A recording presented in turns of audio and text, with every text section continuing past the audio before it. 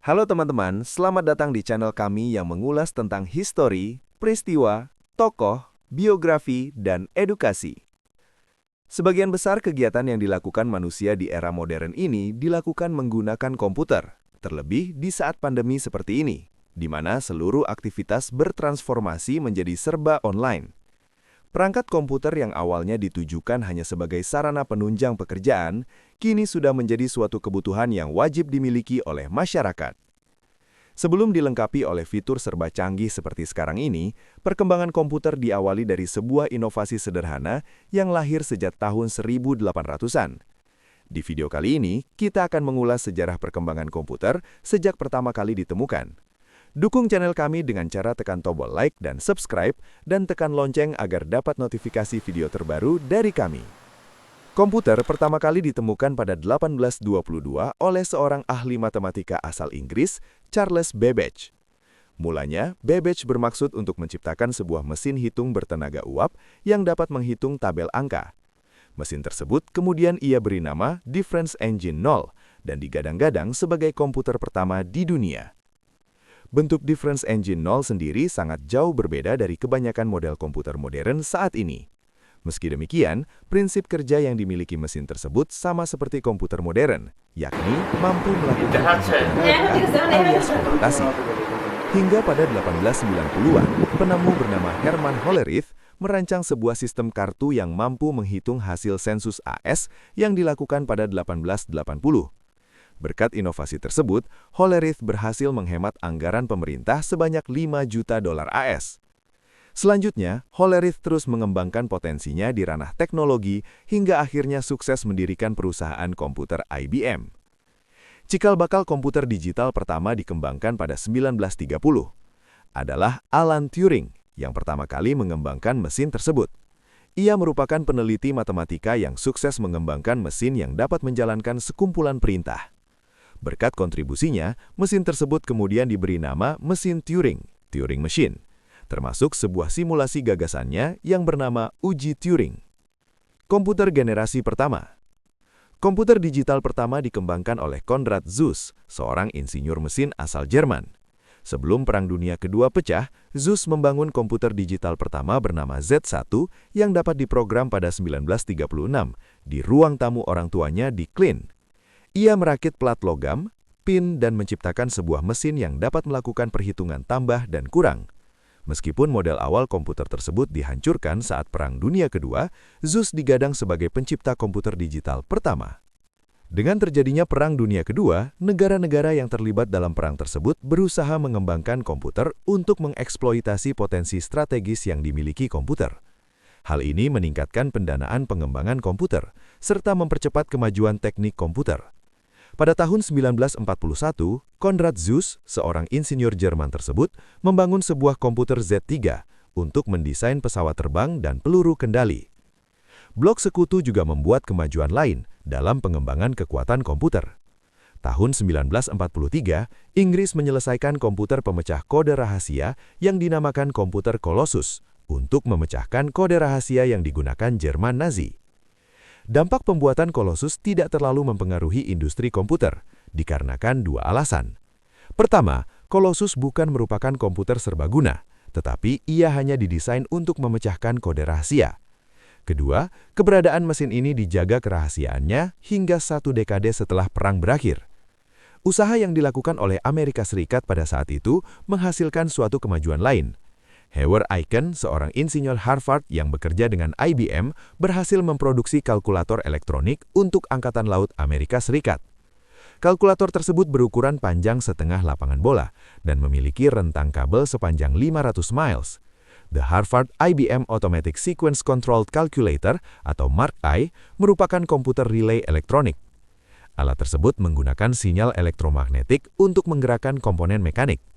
Mesin tersebut beroperasi dengan lambat. Ia membutuhkan 3 hingga 5 detik untuk setiap perhitungan dan tidak fleksibel. Urutan kalkulasi tidak dapat diubah. Kalkulator tersebut dapat melakukan perhitungan aritmatika dasar dan persamaan yang lebih kompleks. Perkembangan komputer lain pada masa itu adalah Electronic Numerical Integrator and Computer atau ENIAC, yang dibuat atas kerjasama antara pemerintah Amerika Serikat dan Universitas Pennsylvania. Terdiri dari 18.000 tabung vakum, 70.000 resistor, dan 5 juta titik solder. Komputer tersebut merupakan mesin yang sangat besar dan mengkonsumsi daya sebesar 160 kW. Dirancang oleh John Presper Eckert dan John Mauchly, ENIAC merupakan komputer serbaguna yang bekerja 1000 kali lebih cepat dibandingkan Mark I. Awal mula diciptakannya ENIAC adalah untuk Tunggaro Angkatan Darat dalam memprediksi serangan. ENIAC sendiri dibekali dengan kemampuan analisa yang dapat menghitung hingga ribuan masalah dalam hitungan detik. ENIAC memiliki berat hingga 30 ton dan membutuhkan ruang seluas 457 meter persegi untuk menempatkan mesin komputer tersebut. Hal ini disebabkan oleh banyaknya komponen pendukung yang dimiliki ENIAC, seperti 40 lemari kabinet, 6.000 saklar, dan 18.000 tabung hampa.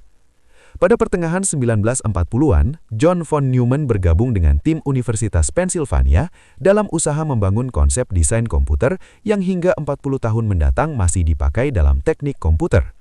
Von Neumann mendesain Electronic Discrete Variable Automatic Computer atau EDVAC pada tahun 1945 dengan sebuah memori untuk menampung baik program maupun data. Teknik ini memungkinkan komputer untuk berhenti pada saat tertentu dan kemudian melanjutkan pekerjaannya kembali.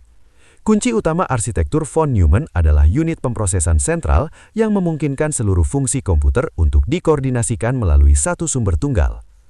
Pada tahun 1951, UNIVAC I atau Universal Automatic Computer I yang dibuat oleh Remington Rand menjadi komputer komersial pertama yang memanfaatkan model arsitektur von Neumann tersebut.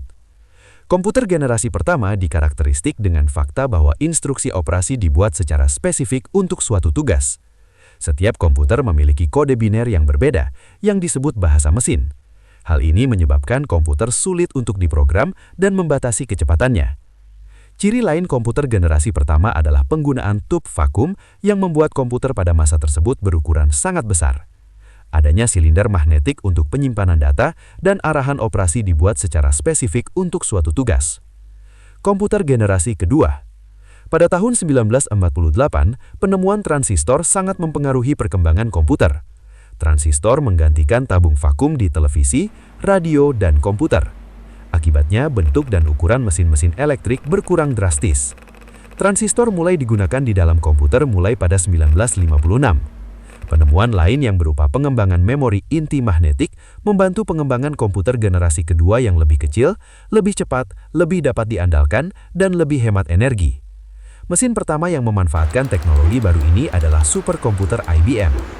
Membuat superkomputer bernama Strat dan Sperry Run, membuat komputer bernama Lark.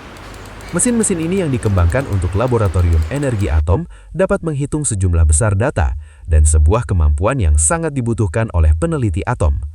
Mesin tersebut sangat mahal dan cenderung terlalu kompleks untuk kebutuhan komputasi bisnis, sehingga membatasi kepopulerannya.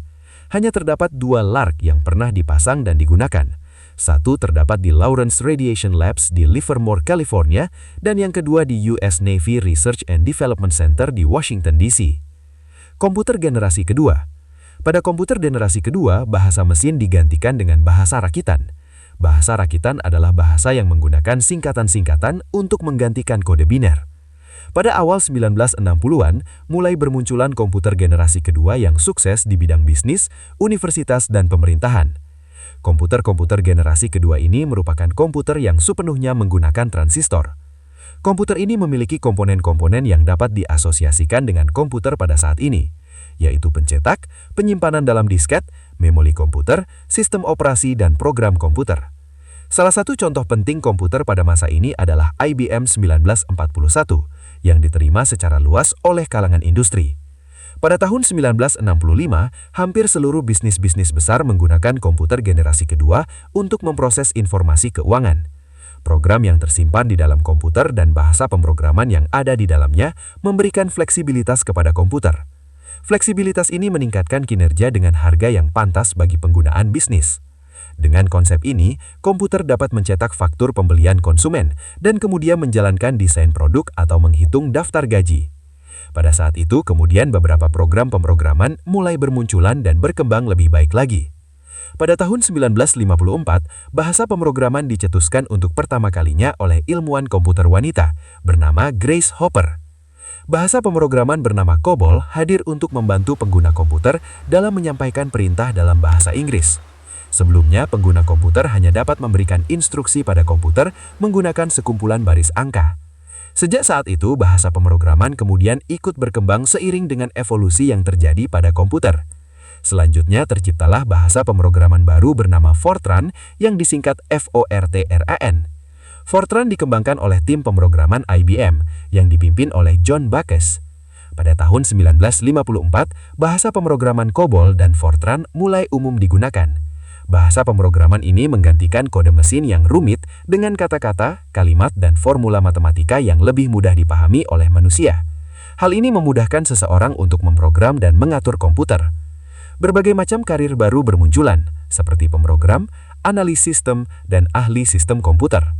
Sebagai salah satu perusahaan yang fokus pada